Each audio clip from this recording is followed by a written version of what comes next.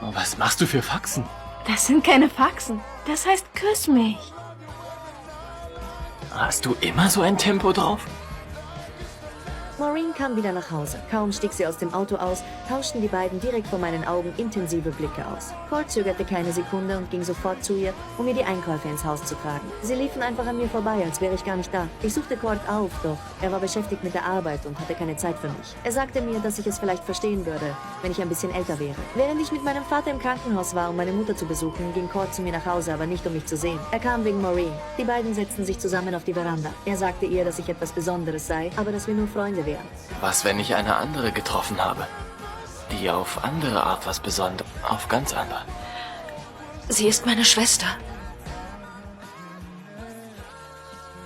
Doch dann küssten sie sich. Während sie sich küssten, klingelte plötzlich das Telefon. Es war das Krankenhaus. Meine Mutter bekam das Baby. Das Kind wurde geboren, ein Mädchen. Ich war völlig außer mir vor Freude. Sofort rannte ich los, um Court davon zu erzählen. Er ignorierte mich völlig. Ich redete mit ihm, doch er nickte nur, ohne mich überhaupt anzusehen. Er arbeitete einfach weiter und ich ging weg, ohne zu verstehen, was los war. Am nächsten Tag hielten die beiden sich versteckt. Was ist jetzt los, Court? Komm, lass Du mich. Ich bleibst. komm sonst zu spät. Bitte sei vernünftig. Lass mich, Court.